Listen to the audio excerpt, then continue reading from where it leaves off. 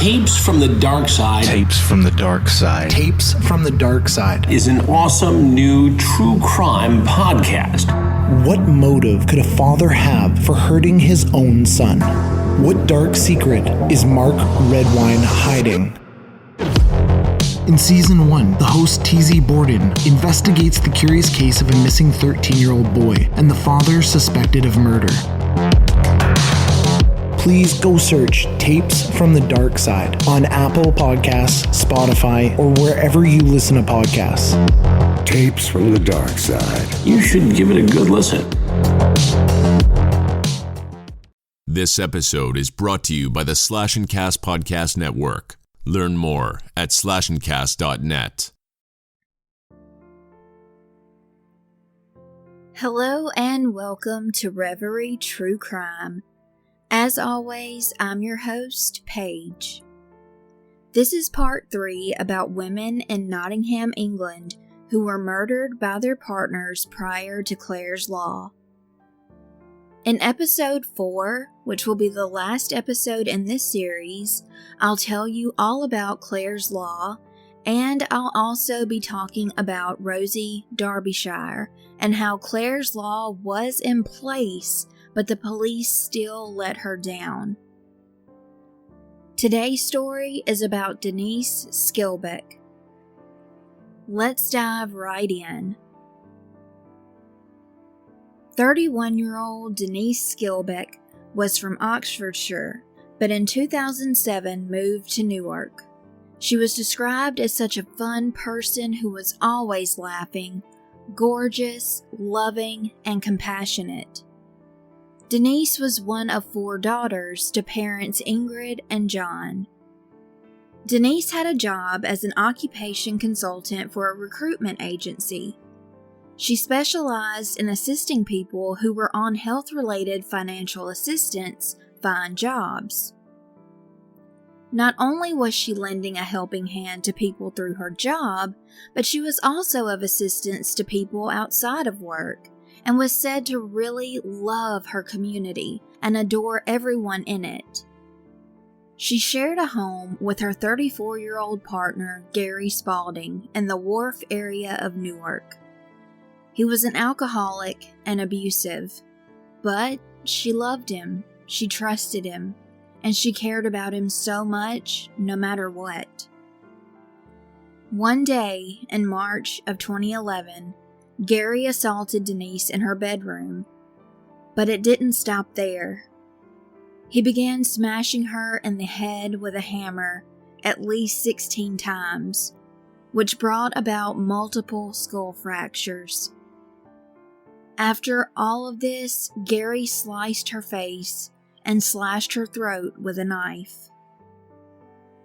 After this monstrous, chaotic killing, Gary decided to take her cell phone, her money, and even called her workplace to tell them that she wouldn't be coming in that day. Gary even left a voice message for his dad, Ian Spalding, saying, "I told my dad the other day I could kill somebody, and I have." Immediately after hearing this terrifying message, Ian called 999.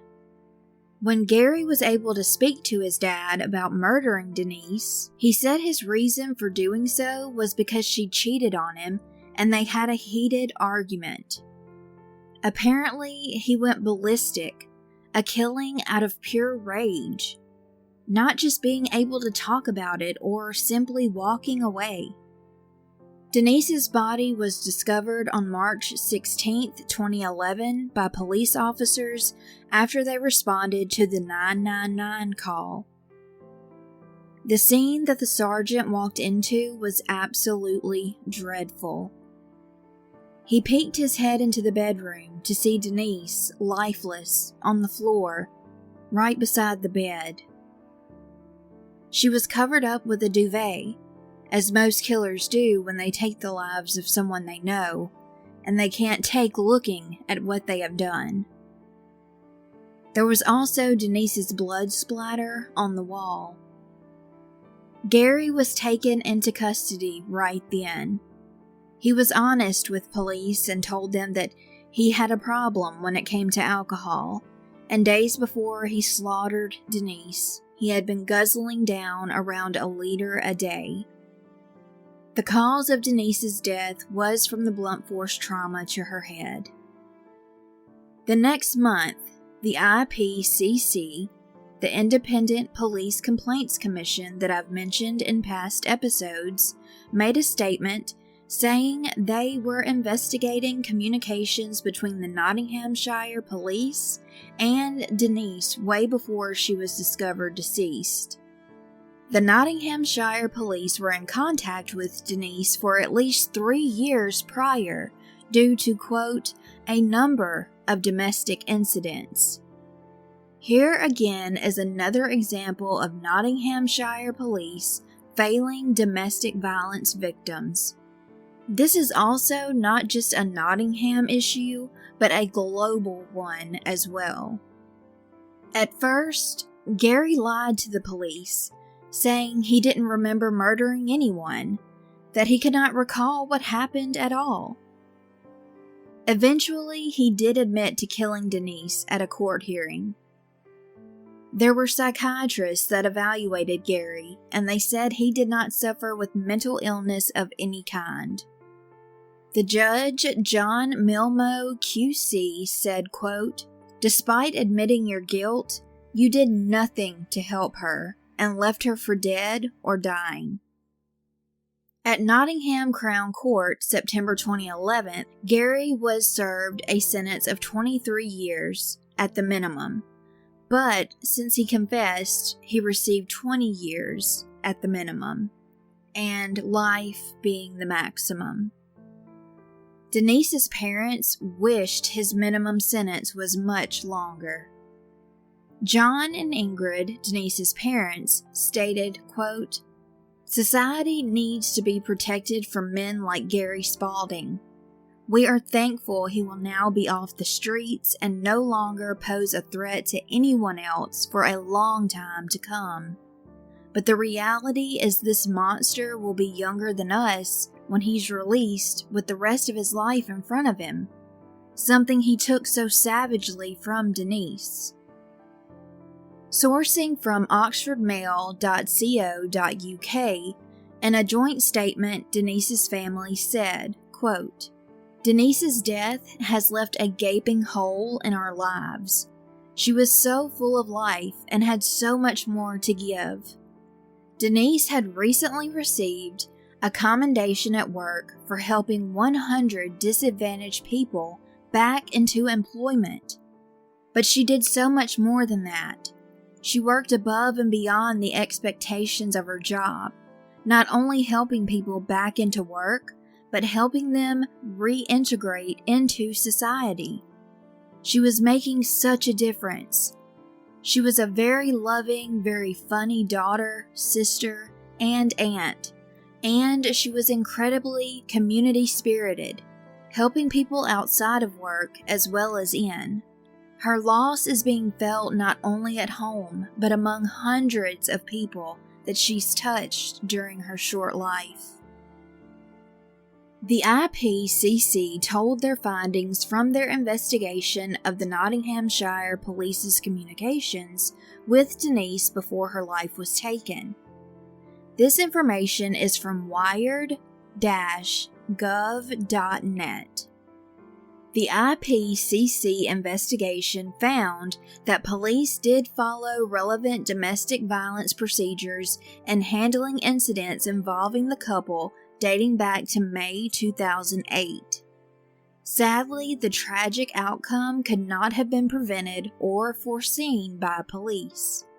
The independent investigation examined police contact with the couple on 9 occasions from 2008. The last incident took place on 13th of March 2011, 3 days before Denise was murdered. IPCC Commissioner Amardeep Samal said, quote, "This was a desperately sad case, and my thoughts again go out to the family of Denise, whose life was brutally taken by a man she was in a personal relationship with and trusted. Our investigation has shown that police officers attended any calls for assistance from Denise promptly, carried out appropriate risk assessments, and took what steps they reasonably could to help her. Police were right to arrest Gary Spaulding for reported assaults on a number of occasions prior to the murder, but he was never prosecuted due to a lack of sufficient independent evidence. Denise was reluctant to fully engage with the police. There is no evidence that, based on the circumstances and information available to them, police could have realistically done any more to prevent or foresee the tragic outcome. I have had past occasion to be critical of Nottinghamshire police in the handling of domestic violence, and I am pleased that, partly as a result of IPCC recommendations, the force has taken steps to improve its performance. I would urge anyone suffering in an abusive relationship to have the courage to contact the police. In relation to one specific incident, a police officer failed to submit a domestic violence risk form as required by force policy. He has received management action from a senior officer at Nottinghamshire Police. The IPCC's investigation report has been shared with the force and Denise Skilbeck's family. So here are the police handling of specific incidents. On the 22nd of May, 2008, Denise reported to police that her partner, Gary Spaulding, was outside of her home and had threatened to smash a window. The call was graded as immediate response, and police arrested him for common assault and criminal damage.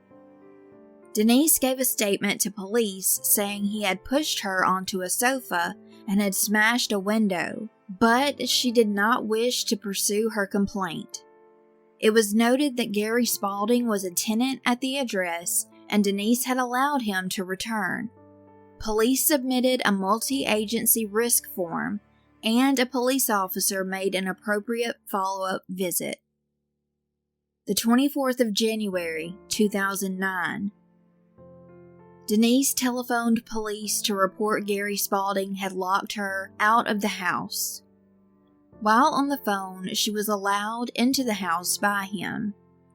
There was no arguing that was heard, and the call taker graded the incident as non-attendance and as a domestic incident.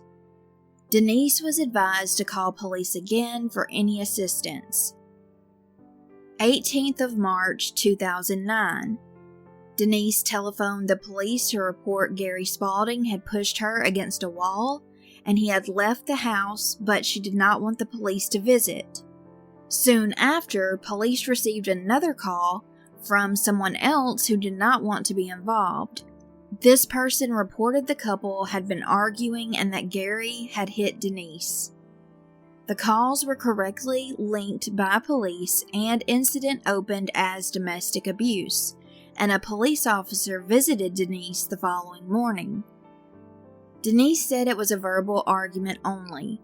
Police submitted a multi-agency risk form.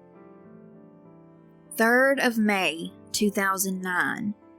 Denise telephoned police to report Gary Spaulding had dragged her out of bed and punched her in the face. Police attended right away and arrested Gary on suspicion of assault and actual body harm. Denise provided a statement to police in which she stated there had been no previous violence and that she was not willing to attend court. Denise had a mark on her face, but she later told officers it was eczema. Police interviewed Gary and submitted evidence to CPS. The CPS decided insufficient evidence to prosecute. On the 10th of November, 2009, Denise called police to say Gary Spaulding was being aggressive towards her. Officers attended and took him to another address for the night. Incident recorded as a verbal argument and domestic abuse, and a further risk form completed. Denise did not wish to be updated by police. April 18th, 2010. Denise reported that Gary Spalding was refusing to leave the address and that he was being verbally aggressive. Call graded as urgent and police dispatched. While en route, Denise telephoned to say that he had chased her with a knife out of the house. Officers attended swiftly, and he was arrested on suspicion of affray. A knife was seized from the kitchen. He was interviewed and denied using the knife. Denise provided a statement, but stated that she did not want to attend court. Risk assessment upgraded to medium. It was decided insufficient evidence to prosecute. Follow-up visit conducted by police officer at which Denise stated that she was back with Gary Spalding and had no further problems. So now we're coming up to days before the murder, March 11th, 2011. A Nottinghamshire medical facility telephoned police to say that Gary Spalding had been aggressive towards the staff, and they were concerned for his welfare. Officers attended Denise's address and found her and Gary Spalding at the house, safe and well. March 13th, 2011.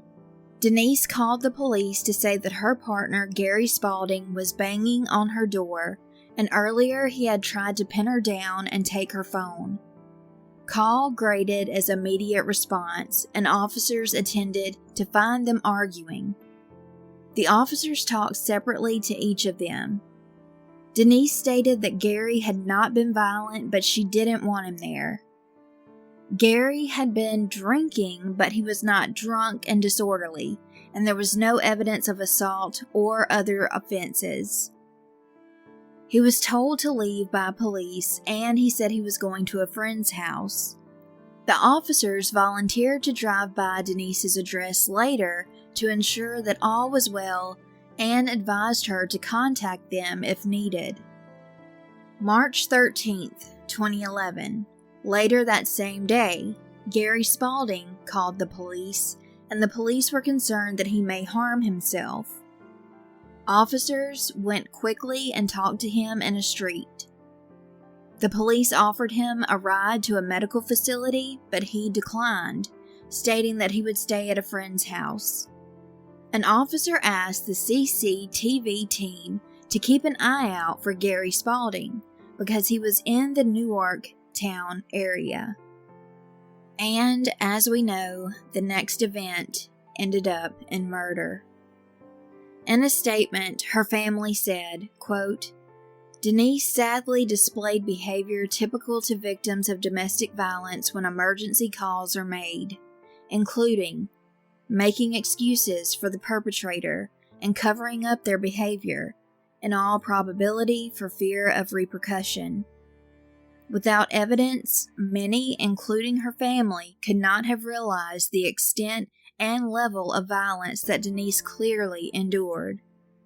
Nottinghamshire Assistant Chief Constable Paul Broadbent said, quote, The IPCC acknowledges the strenuous efforts the force has taken over the last year to tackle domestic violence, but there is still more we must and are going to do to combat this appalling type of crime.